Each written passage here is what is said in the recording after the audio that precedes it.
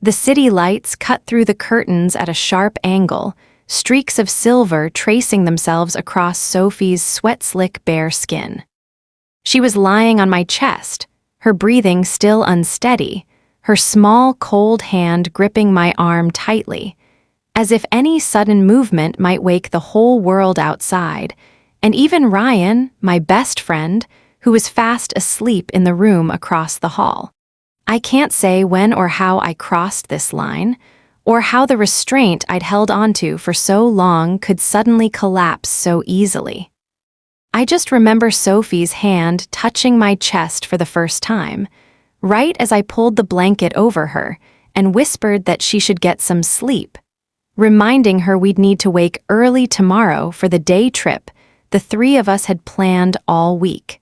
But her breath drifted across my neck, her lips pressed close to my ear, whispering something I couldn't quite make out, and instead of pulling away, my hand tightened, clinging harder to the soft curve of her body. In the darkness, everything turned urgent, secretive, and wild, as if we feared that time outside might crush all of this if we let our guard down for even a moment. Sophie's silk nightgown slipped from her shoulder with ridiculous ease, the scent of her skin mixing with sweet perfume, making me dizzy. For the first time, I felt her warmth pressed so close, heard the sounds of longing escaping her throat, and my own voice whispering her name, as if I myself couldn't believe this was real. Her hand slid along my spine, her fingertips trembling as if searching for safety or forgiveness. I'm not sure what I found in her eyes, only that when her lips met mine, everything seemed to ignite, instinct steamrolling the last of my self-control. We rolled across the rumpled sheet, my arm tangled in Sophie's hair, pulling her close, so close I could hear her heartbeat thundering against my chest. Beyond the door, the sound of cars slipping down empty streets. In our room, nothing but the rush of our breathing, the friction of sheets twisting beneath us, the soft, desperate sounds of bodies chasing each other in a thirst that had never truly been quenched. I felt Sophie's nails drag lightly down my back, her body arch beneath me, her lips biting softly at my shoulder, holding back a helpless moan. I kissed her neck, that scent, one reserved for those willing to risk friendship itself, willing to push to the edge of all that was forbidden. Every movement was slow, fierce, and hungry. My fingers traced the delicate lines of her body, sliding lower, feeling each trembling shiver from Sophie as I slipped deeper into the darkness, where the world's light couldn't reach. We clung to each other as if we were swimming in some strange tide, half lost, half drowning in it. And then, just as we'd almost forgotten everything beyond this room, a faint noise echoed from the hallway, a door slamming shut, footsteps passing by. I froze, my hand still on Sophie's hip, feeling the way her breath caught sharply in my ear. Sophie whispered, her voice so soft only I could hear it. "Ethan, if Ryan ever finds out about this." I didn't answer, just held her tighter, letting all that fear melt into the feverish heat of our bodies. For the first time in my life, I wanted time to stop, and feared it might pass too slowly. That summer, I met Ryan on the sun-drenched university campus, the air thick with the sound of cicadas echoing across the red-tiled courtyard. It was my first day in the big city, and everything felt unfamiliar, from the accent of the locals to the hectic rhythm of daily life. Ryan was tall, with tousled brown-blonde hair, his face always bright as if sadness was a foreign language. He was the first to strike up a conversation with me, all because I dropped my notebook looking for a seat at the back row of our introductory philosophy class. "Where are you from? Why do you look so lost?" he asked, his voice light and teasing but never mocking. I laughed and admitted I was just a kid from the provinces. Somehow, from that moment, we grew close. We did everything together: dinners in the canteen, late-night study sessions in the library, wandering the city's parks long after everyone else had gone to bed. Ryan became my only real friend, someone I could call at any hour, even 3 a.m., just to ask a silly question about life, or to sit in silence and listen to music together on the balcony.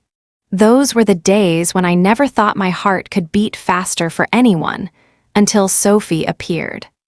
Sophie, a petite girl with long brown hair, deep blue eyes, and a voice as gentle as an autumn breeze, was a first-year student in the literature department, a year below Ryan and me. We first met her at a cafe near campus, where Ryan unexpectedly introduced her.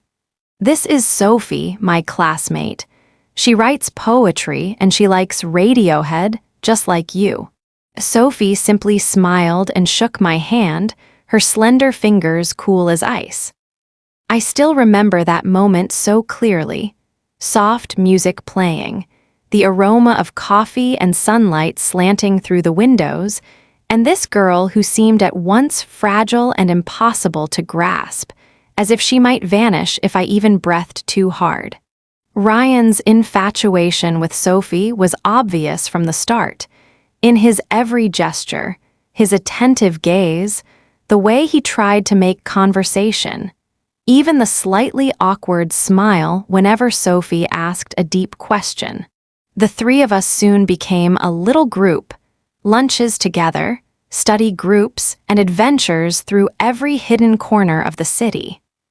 Those endless afternoons in the library, with Ryan and me debating philosophy while Sophie quietly took notes, occasionally glancing up at me with a curious look.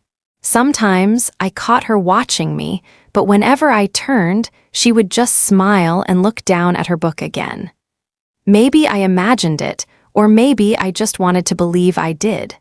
Ryan confessed to me that he liked Sophie, that he'd been pursuing her since the start of the year. He told me about their walks home after class, those endless conversations by the riverbank when the city lights first began to flicker, the reflections shimmering on the water, and Sophie laughing as she tilted her head and asked questions he never knew how to answer. "Do you think I stand a chance?" Ryan once asked me during a late-night beer on the dorm rooftop. I looked across the glowing lights of distant dorms, the wind cold on my neck. "You've got everything, Ryan. She'll like you, I'm sure." I said it, but inside I felt something strange, a small pang, a little envy I dared not name. I buried it as deep as I could, reminding myself that this was the girl my best friend loved. After that, I started noticing Sophie more. There was something indescribable in the way she spoke to me.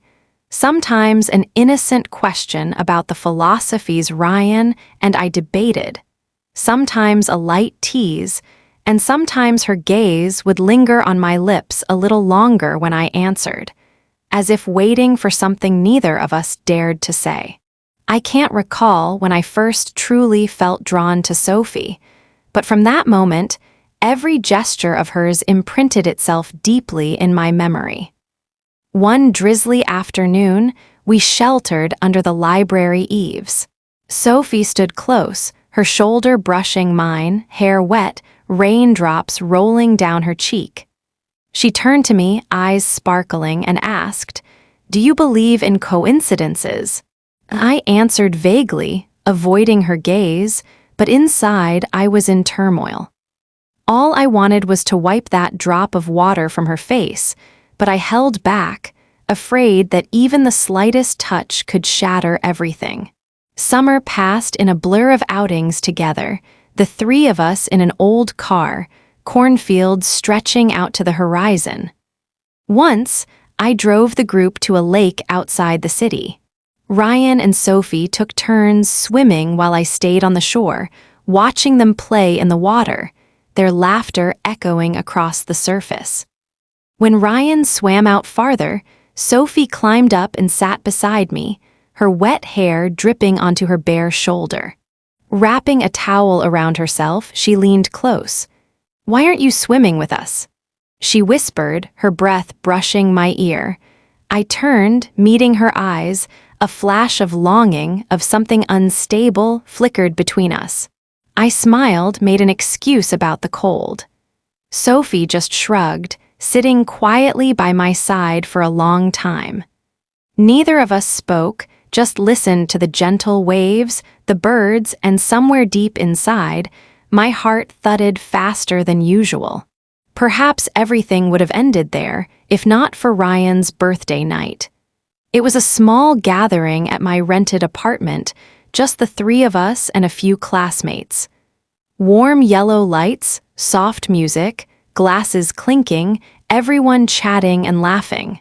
Ryan was the center of attention, but as the night wore on, the guests left one by one until only the three of us remained. Ryan drank more than usual, his face flushed, telling old stories and then passing out on the sofa, still smiling like a fool. I tucked a blanket around him, then turned to see Sophie by the window, her gaze distant, lost in the night skyline. I went to stand beside her, both of us silent for a long time.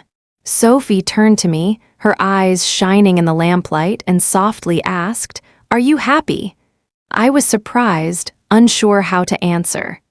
She placed a cold hand on my shoulder, then gently rested her head against me. The scent of her hair, mingled with traces of wine and perfume, made me dizzy. I can't recall when I wrapped my arms around her, only the memory of her lips brushing my neck, the almost forbidden whisper, "I wonder what it feels like to be held by you." I didn't dare answer. I let her go quickly, telling myself I'd had too much to drink. But that night, I couldn't sleep. I lay awake, listening to Ryan's steady breathing from the living room, remembering Sophie's soft embrace, the burn of her delicate hand on my chest. The next morning, Sophie left early. I woke to find a small note on the table, her careful handwriting. "Thank you for being there for me. Please don't tell Ryan." I picked up the note and read it over and over until daylight filled the room. From that day, I could no longer see Sophie the same way. Every meeting left me flustered, dodging her gaze, but I couldn't stop thinking about her.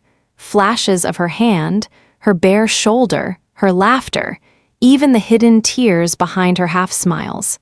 Ryan, ever oblivious, talked constantly about Sophie, about his plans for the future, dreams of a small house in the suburbs, and the three of us being friends forever.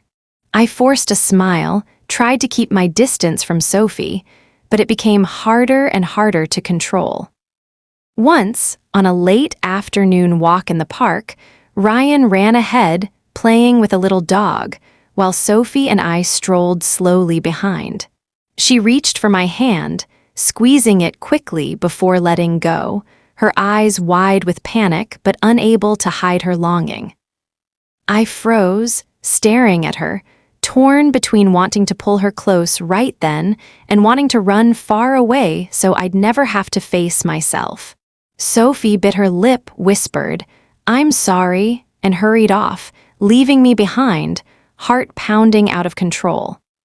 That summer drifted by in scattered pieces of friendship, love, and suffocatingly suppressed desire.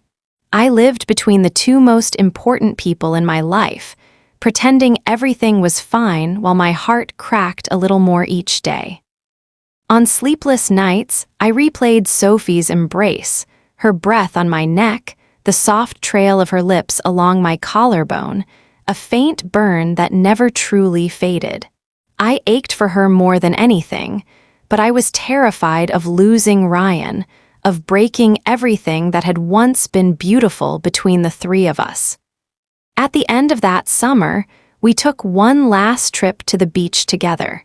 I still remember Sophie in a flowing white dress, her hair blowing in the sea wind, looking at me for a long moment as if she wanted to say something she'd kept silent all summer.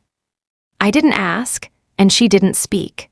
Only the sound of the waves and an unshakable sense of longing remained, as if fate had already written our story from the very start. That one would hurt, one would lose, and one would be left forever with a scar that could never quite heal. After that summer, nothing was simple anymore. The three of us still showed up together at every gathering, still laughed, still kept up the perfect facade of a close-knit group that made everyone on campus jealous. But deep inside me, something had fractured, like a thin pane of glass shattered by a single pebble. Every night, I lay alone on my cold single bed, listening to the ticking of the clock, the hallway light casting winding shapes across the ceiling. In my mind, there was only Sophie. Her soft brown hair, those deep eyes, and the gentle scent still lingering on my shirt from the last time we saw each other.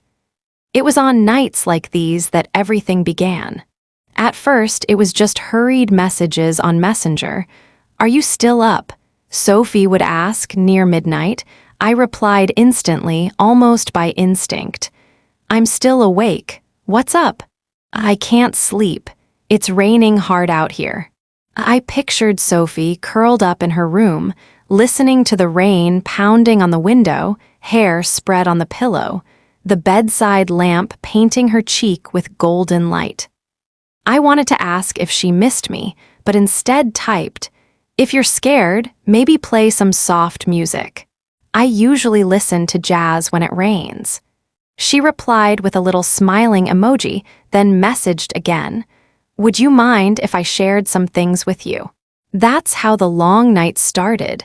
I became her confidant, the friend she leaned on for everything. She talked about school, family pressure, the kind of loneliness that didn't have a name. But beneath every message, I sensed more than just sadness or longing. I saw a craving for attention, a desire for comfort from someone who was Ryan. Some nights, Sophie would send me random photos. A cup of hot tea by the window, her bare feet on the edge of her bed, or sometimes a selfie. Hair undone, face bare, eyes shimmering in the dim yellow glow. I knew I shouldn't care, but my heart raced every time my phone lit up with her name. One night, Sophie sent a very different photo. She was wearing a white silk nightgown, the strap sliding off her shoulder, revealing skin as smooth as milk. Her eyes looked straight into the lens, shy and daring at the same time. Along with the photo, she wrote, "I can't sleep. This dress is a little chilly." My heart tightened. I typed and retyped my response a dozen times, finally just sending, "You look beautiful." Sophie replied with a heart emoji, then went silent. That night, I couldn't sleep at all. I lay there picturing my hand tracing down her back, gently slipping the strap from her shoulder, kissing her bare skin, feeling Sophie tremble beneath the thin silk, her lips parting, a whisper escaping into the darkness. The next morning, everything went back to normal. Sophie still sat beside Ryan at the cafe, still smiled. Only her gaze lingered a beat longer on me, her lips pressed tight as if holding back a secret only the two of us knew. I tried to stay calm, tried not to look at her too long, but I knew there was no turning back now. After that, Sophie's texts became more daring. One night she wrote, "If I were with you now, what would you do?" I stared at my phone for a long time, picturing 100 different scenes. I finally answered, "I'd hold you in my arms, kiss your neck, and never let go." She sent back a blushing emoji, then teased, "Is that all?" I knew what she meant, but also knew I shouldn't go any further. "More, but if I told you, you wouldn't be able to sleep." She laughed, "I don't mind losing sleep if it's you talking." Taking a risk, I replied, "I'd run my lips down your spine, bite softly at your ear, make you shiver with wanting. I want to feel every inch of you." On the other end, there was a long silence. Just when I thought she wouldn't reply, Sophie messaged back. I want you to touch me. I've dreamed of it so many times. I'm scared of myself. I was scared, too afraid of what we were doing, how it could destroy everything, but I couldn't stop. One night, Ryan texted that he'd be out of town for a few days to visit his family, and I knew the opportunity to see Sophie without him was closer than ever. I messaged her. If you want, I could come over tomorrow night, maybe watch a movie together. Sophie replied with just, and a heart emoji, but I knew she'd been waiting for this as long as I had. The next day, I prepared carefully, picked a gentle romantic film, brought a bottle of red wine, some chocolate, and told myself to stay calm. But when Sophie opened the door, I knew all that preparation was pointless. She wore a cream dress, hair loose, bare feet on the cool wooden floor. The room was filled with soft floral scents and golden light. Sophie smiled, pulled me inside, closed the door quietly. "What would you like to drink?" she asked. "A glass of wine, if you have it," I said. She poured the wine, sat beside me on the sofa, just inches away, but it felt like the world had shrunk to that tiny space. We started the movie, but neither of us paid attention. Sophie's hand rested on my thigh, her finger tracing meaningless circles. I turned to look at her, caught her gaze, half hesitant, half daring. I couldn't hold back anymore. I leaned in, brushed her lips with mine. She shivered, then kissed me back, her fingers digging into my shoulder. That first kiss was just a greeting, but quickly turned into burning need. I pulled her into my arms, fingers sliding through her soft hair, lips on her neck, feeling her heartbeat thundering against my chest. Sophie let her glass fall to the carpet, neither of us caring. I lifted her, set her gently on the sofa, my hands exploring every curve through the thin fabric. Sophie whispered my name, voice trembling between hunger and fear. "If Ryan finds out," she began, but I silenced her with another kiss, deeper and longer. We tangled together on the small couch, bodies melding in a rhythm of pure longing, guilt, and danger dissolving into something primal. Every touch, every caress was like making up for all the months of restraint. That night, I belonged to Sophie completely, and she to me. Afterwards, I lay beside her, our bodies still slick with sweat and breath, eyes staring up at the ceiling. Sophie rested her head on my chest, fingers drawing idle shapes around my navel, her gaze far away. "I don't know where this will end," she murmured, "but I don't want to stop." I held her tight, feeling the erratic beating of two hearts. I knew there would be no turning back for either of us. The next morning, I left Sophie's apartment early, pressing a kiss to her forehead as she slept. I walked home through the empty streets, my heart flooded with happiness and dread. I didn't know how to face Ryan, didn't know where any of this would lead. But I knew I was truly sleepless now, and there would be many more long, restless nights, with the line between friendship and love forever erased. An unexpected autumn rain swept in, casting the city in shades of silvery gray and cold. I sat alone in my small room, watching heavy drops slide down the window pane, listening to distant thunder rumbling like warning bells from somewhere far in my mind. My phone vibrated, a message from Sophie. "Are you home? Could I come over for a bit?" I didn't need to think. I replied at once, "I'm always waiting for you." Barely an hour later, Sophie stood at my door. A thin coat soaked from the rain, hair clinging to her cheeks, her face a little pale from the cold. I pulled her in, wrapped her in a large towel, and made her a mug of hot cocoa myself. The air in the room became thick, warm, and tense at once. Sophie's eyes looked at me, grateful and yearning, as if she wanted to say 1,000 things but sat quietly beside me on the old sofa. Outside, the rain beat down on the roof, masking every other city sound, like a curtain separating our world from all rules and standards out there. We sat together for a long time, listening only to the rain and our breathing. Sophie mentioned Ryan was working late, maybe wouldn't be home tonight. She said it softly, but her eyes sparkled with something unspoken, something I dared not name. I brushed her damp hair, feeling her cold skin gradually warm under my fingers.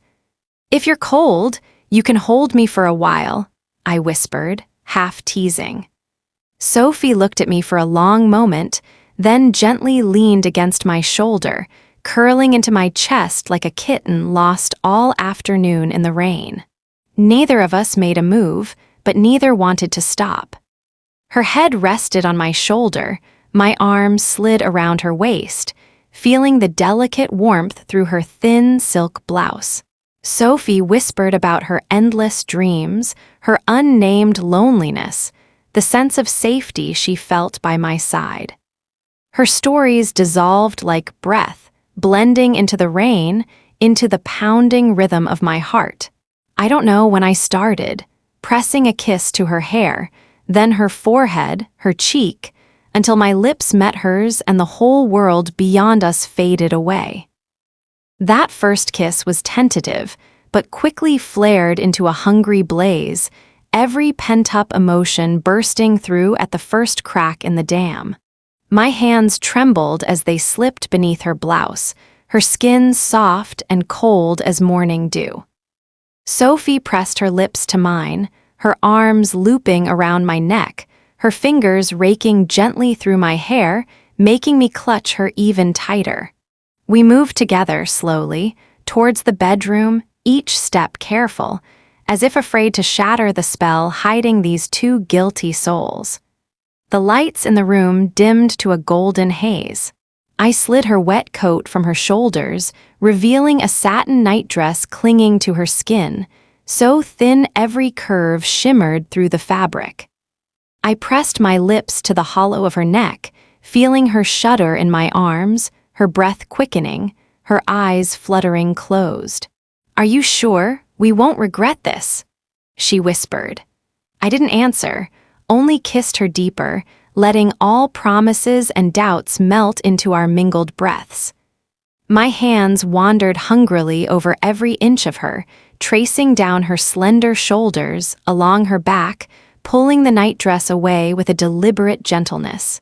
She lay back on the bed, hair spilling like a dark wave, eyes looking up at me with both pleading and challenge. I knelt beside her, burying my face against her chest, listening to her heart pounding wild. My fingertips found her soft breast, trailing around the heated skin, making Sophie moan softly, her hands clutching the sheets, her legs curling around my waist to pull me closer. We lost ourselves in a fever neither of us could control. Every move, every kiss, every gasp was another shattering of all the last rules I'd tried to keep.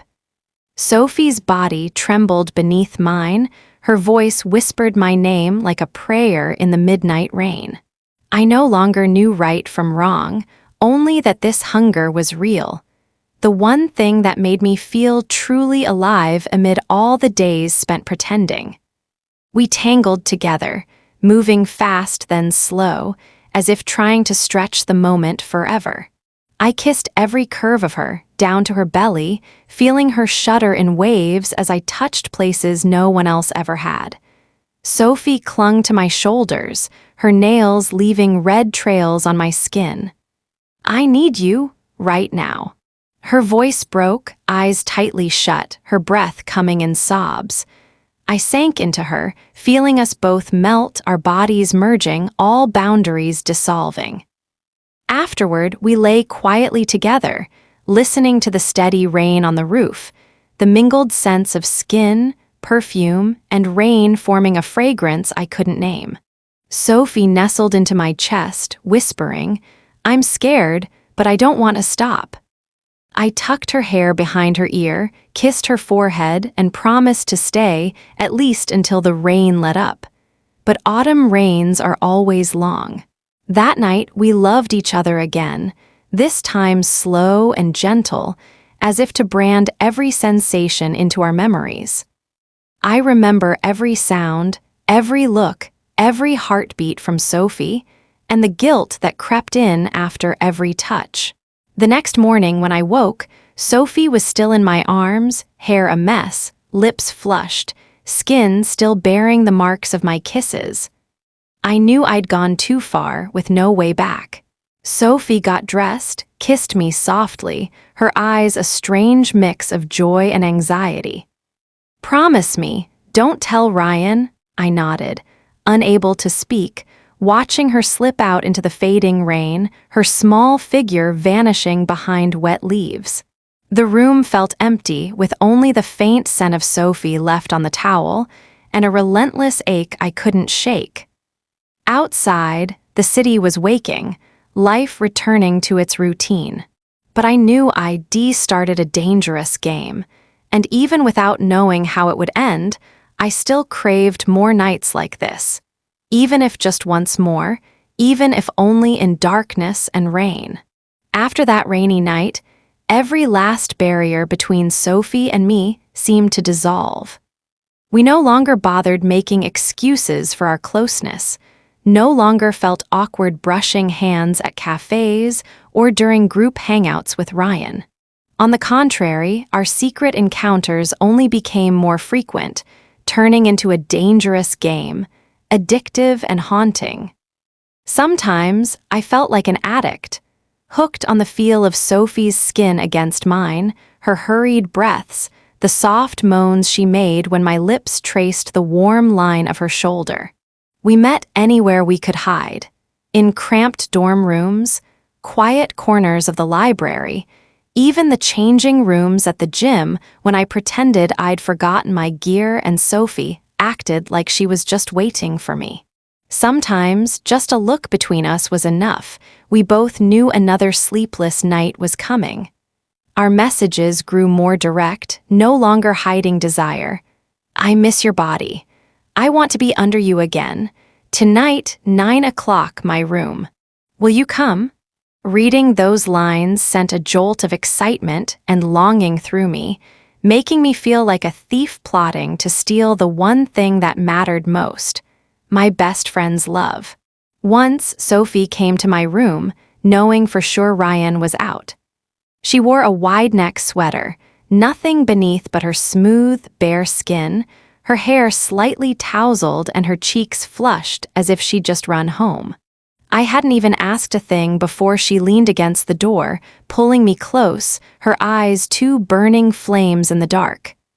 "I want you. Right now," she whispered, her hand tugging at my waistband. Thoughts of Ryan, right and wrong, vanished in a heartbeat. I lifted Sophie up, pinned her to the wall, her legs wrapped around my waist, her mouth on mine, urgent and gentle at the same time, as if the world had shrunk to just our breathing. My hand slid under her sweater, tracing her spine, feeling every little shiver as I squeezed her hips. Sophie's moans wrapped around my mind like a spell, every movement growing rougher, more consuming. We made love against the wall, the cold surface and our hot skin blurring into one, leaving me drunk on nothing but the feeling of Sophie in my arms. Carrying her to bed, both of us exhausted but not sated, she climbed onto me, moving slowly, hair falling forward, eyes half closed, lips parted for the softest moans in the room's dim, flickering light. Being inside her, letting her take control, made me both tremble and lose my mind. With each movement, Sophie whispered my name, traced slow waves across my chest with her fingers, bit gently at my shoulder, leaving tiny marks on my most sensitive skin. Afterwards, we would lie together for ages, silent, listening to each other's hearts pounding and breathing slow. Sometimes I asked, "Are you scared?" Sophie only shook her head, burying her face in my chest, her hand squeezing mine as if searching for a sliver of peace in this upside-down world. I'm scared, but I can't stop. I don't want to stop. I understood, because I felt it too. The days that followed made it even harder to keep our distance. Just a fleeting touch or a quick look was enough to make my heart pound, to send Sophie blushing and anxious, and soon enough, we'd find another hiding place. Another night, after a late class, Sophie messaged, "Meet me behind the sports field." I left my room with my heart racing. The field was pitch black, just the glow of distant streetlights.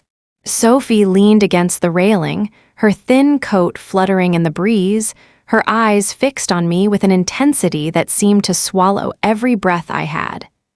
Neither of us spoke. Just a touch, first lips, then hands, then all of us. We made love right there on the cold bench. The chill mixing with our heat, Sophie biting my shoulder to stifle her moans, me clutching her tightly, whispering that her hunger was driving me crazy. Every time we met, we were testing our own limits. I lived in constant fear of Ryan discovering us, of being caught by someone, but that risk only made every moment with Sophie even sharper, more intoxicating. I relished Sophie's boldness, the way she'd pull me into a tiny cafe bathroom just for me to kiss her, touch her in that cramped, coffee-scented space. Sometimes a midday message, "I miss you," was all it took for me to drop everything and run to her, leaving any scraps of conscience behind. There were still nights when the three of us would drink beer together in the living room, laughing like old friends. I'd watch Ryan tell stories, watch Sophie act nonchalant, and feel a private, guilty pride. I was the one she chose, even if only in the dark. When night fell and Ryan slept, Sophie would slip quietly into my room, say nothing, just curl into my arms, letting warmth and secrecy bury any last shred of logic. One night, tangled in each other, Sophie whispered, eyes closed, "I've never felt so alive. I know it's wrong, but I don't want to lose you." I held her tighter, kissed her neck, let her tears soak my chest, letting all our guilt melt away in sweat and heartbeats. We made love like it was the last time, fierce, obsessed, both painful and completely satisfying. After all that, I knew Sophie and I had gone too far, past the point of return.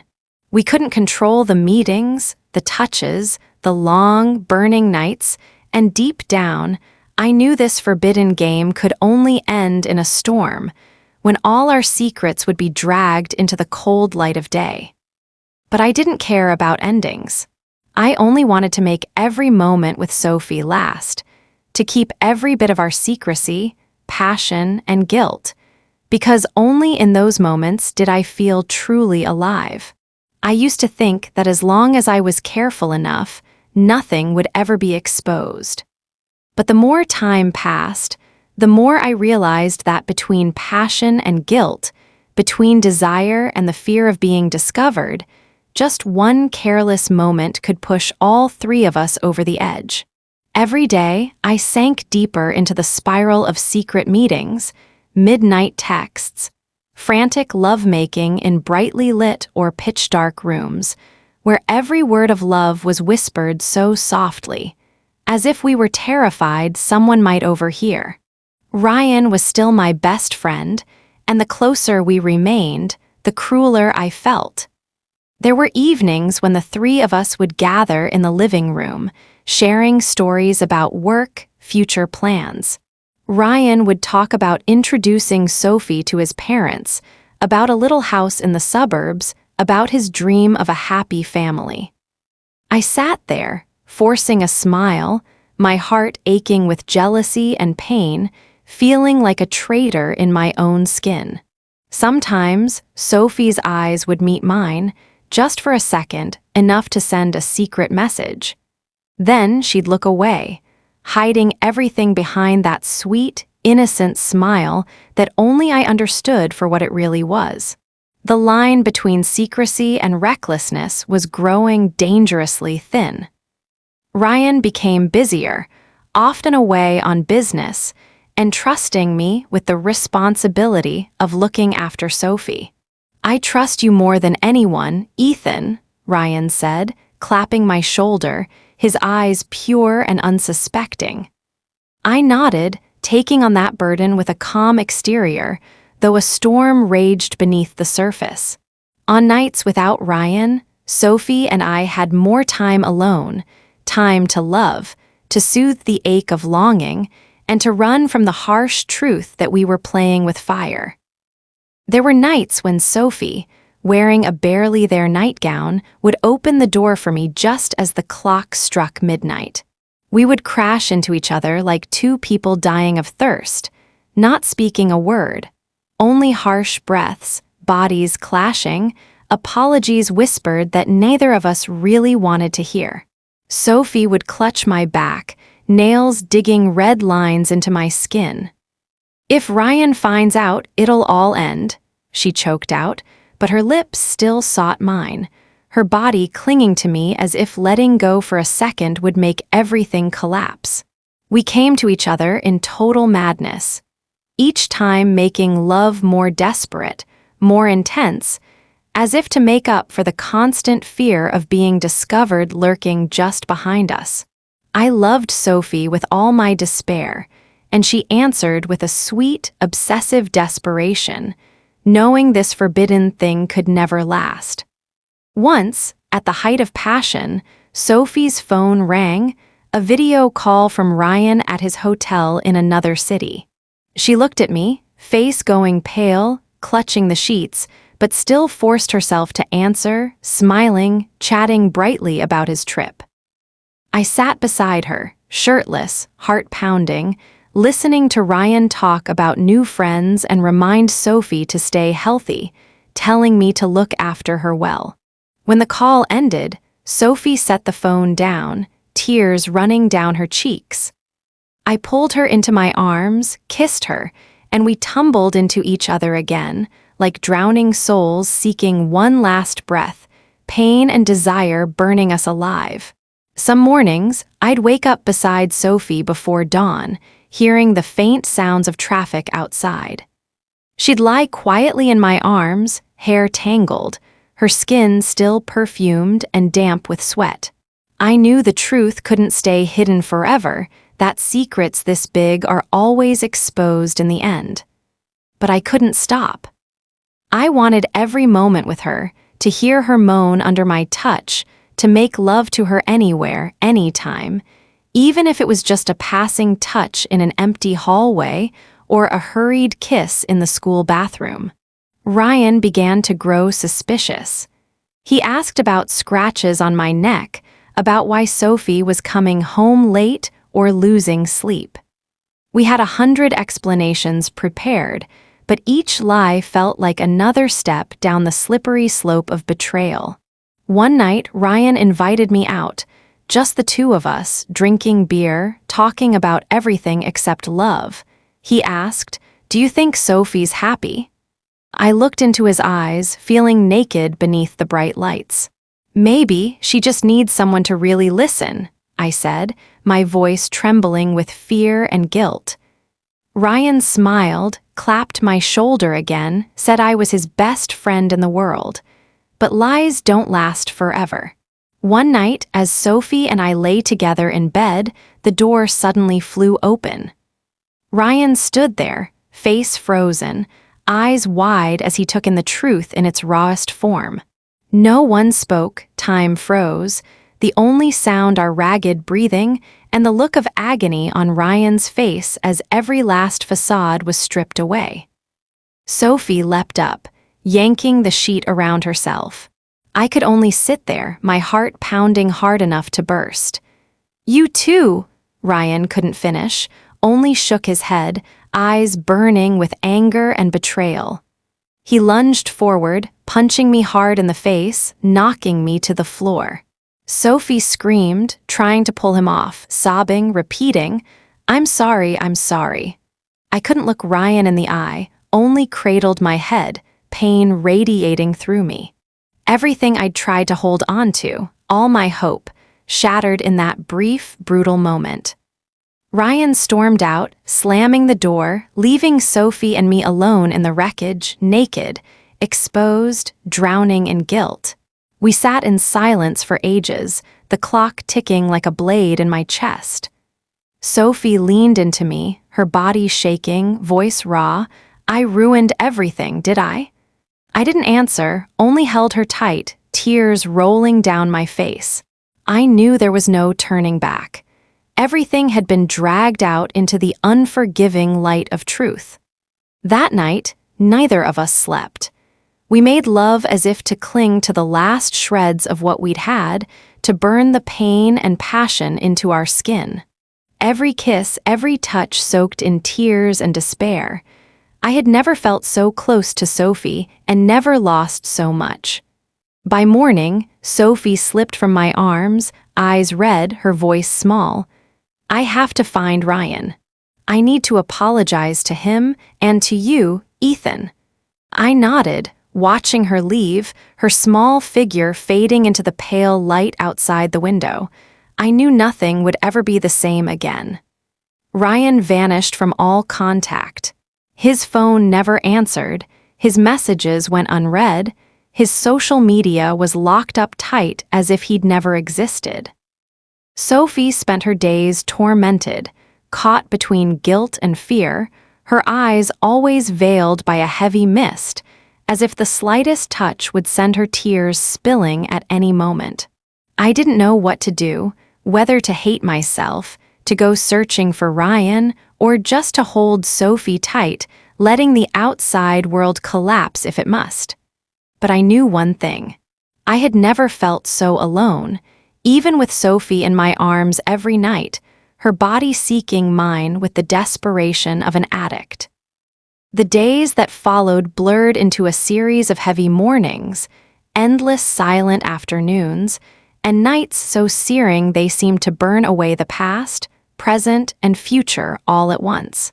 We lived in our tiny apartment, never speaking of Ryan, never naming our mistakes, focusing only on each other as if we were the last two people left alive. The feeling was both liberating and aimless, as if we were drifting without any anchor. Each night, Sophie would slip into my room in her thin nightgown, eyes red, hands cold as ice. She'd curl up in my arms, her head on my chest, whispering nonsense words, as if trying to reassure herself she still existed. The sex after it all came crashing down was fiercer, more haunted. No more hesitation, no more stolen glances in the hallway, no more muffled moans for fear of being overheard. Now, every time Sophie moaned beneath me, every time I kissed every inch of her skin, I felt a desperate urge to sear into my memory that we had once loved each other. No matter the rules, the pain, the ruin. Some nights, Sophie sobbed while we clung to each other, her tears soaking my shoulder and chest, tasting bitter and salty. I'd kiss her cheeks, wipe her tears, whisper, "Don't cry, Sophie. As long as you're here with me tonight, that's enough." She'd bite her lip, nod, clutch me tighter, as if wanting to dissolve the two of us into one. I felt her body tremble every time I went deeper, every time she climaxed, every time we shattered together in pleasure and despair. These were not gentle, slow unions. They were frantic searches for ourselves in the wreckage, affirmations that we were still alive, still capable of loving, even though everything was wrong. Sophie was no longer the shy girl she once was. She was bolder now, sometimes almost defiant, loving me to the edge of pain as if daring the world to stop her. She'd push me down on the bed, straddle me, her long hair falling to hide most of her face, eyes blazing in the dim lamplight. "Do you regret it?" She'd ask, her breath hot against my lips. I'd shake my head, pull her down, kissing her neck, her chest, the scratches I'd left the night before. My only regret is not loving you sooner. Sophie would laugh, the sound short and bitter, then burst into tears, crying and moaning at once as I pushed her to the brink. We made love everywhere, on the couch, in the kitchen, even in the cramped bathroom barely big enough for two under the shower. Often, it was after arguments, after Sophie had cried from guilt, or when I was too exhausted to say another word. We'd throw ourselves at each other like lost souls, clawing, biting, then sitting in silence, gazing out the dark window, listening to the city's distant noises. But the closer we became in body, the farther apart we grew in spirit. Sometimes, I'd find Sophie staring blankly out the window, absent-mindedly twirling an old photo of the three of us. Me, Sophie, Ryan smiling bright under a golden sun. Do you think we could have been happy if not for that night? She'd ask, eyes fixed on the picture. I didn't answer, only stepped behind her, wrapped my arms around her, resting my chin on her shoulder, clinging to the last scraps of a love riddled with cracks. The memory of Ryan lingered in every breath, in every time Sophie whispered my name in a half-dream. Some nights she'd cry out for Ryan, then startle awake, grabbing hold of me, apologizing over and over. I'd just stroke her back, pretend I hadn't heard, pretend we hadn't done anything wrong, even as I knew deep inside everything had long since shattered. We lived trapped in this maelstrom, unable to stop, unable to break free, only careening forward like two runaway cars with no brakes on a steep road. One day, I came home to find Sophie slumped over the table, her tears soaking a piece of white paper. She showed it to me, a letter to Ryan, full of apologies, old memories, desperate pleas for forgiveness. I can't send it. I know it's too late for everything, she choked out, gripping the letter so hard it crumpled in her hands. I held her, and we cried together. For the first time since everything fell apart, I let myself cry for a friend, a lover, and for myself. After that night, Sophie and I were no longer as feverish.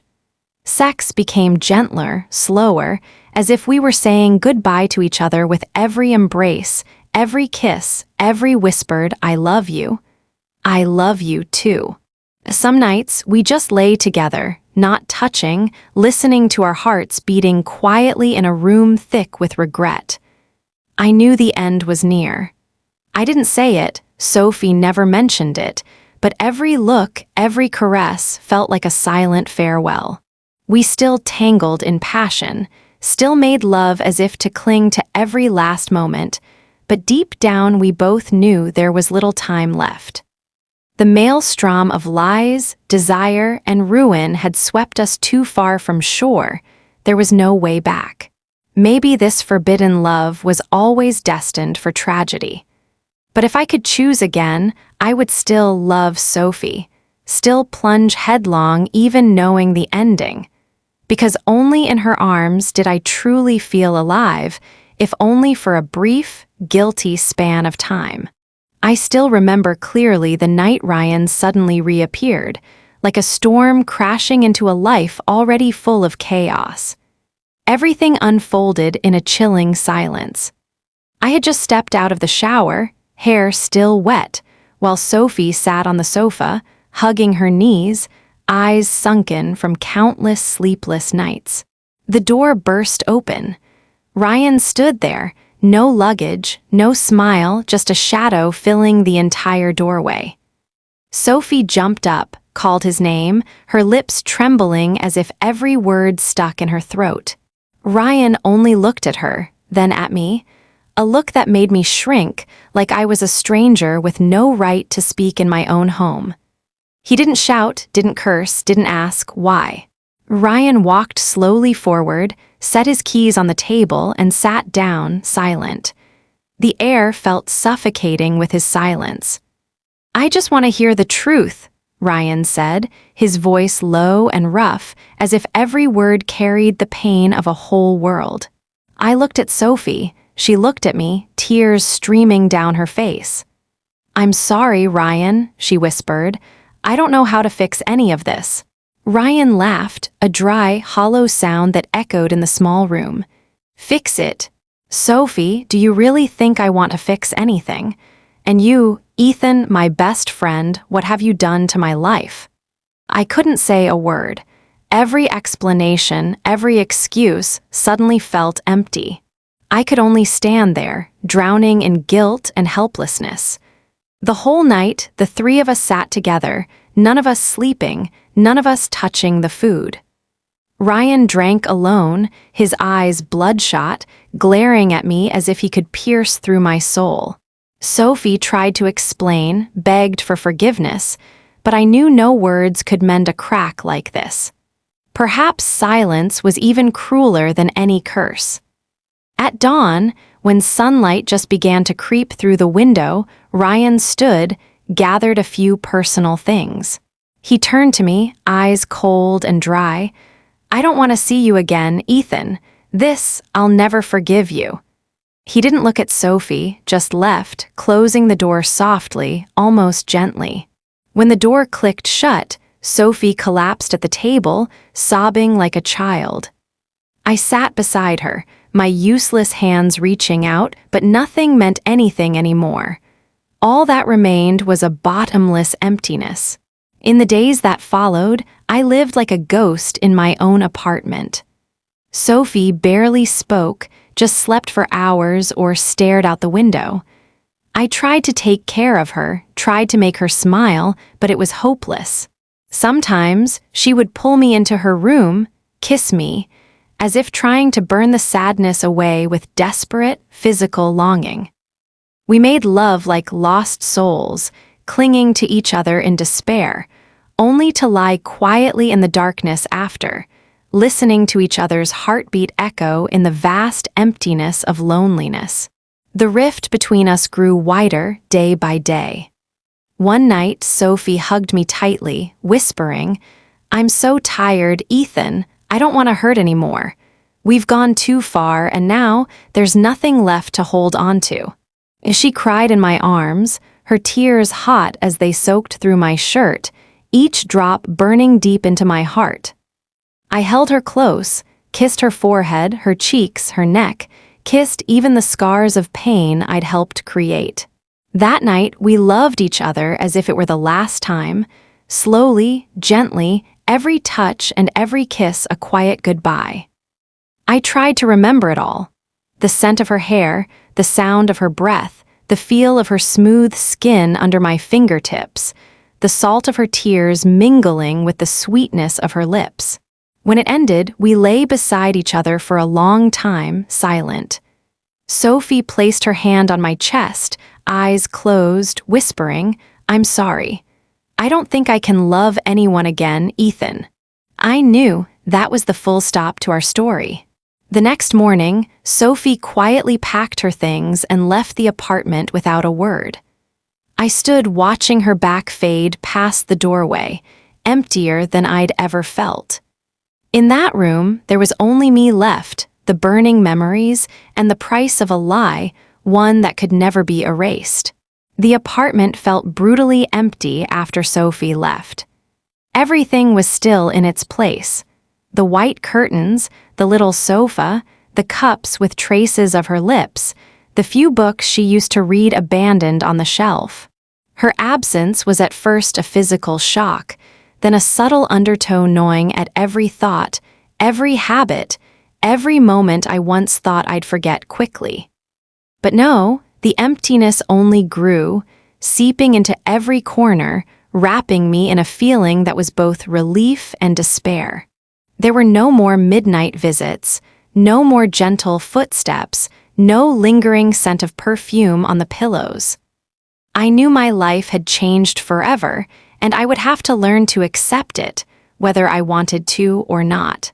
Time crawled by, day after day, as if the whole city was forcing me to slow down and face everything.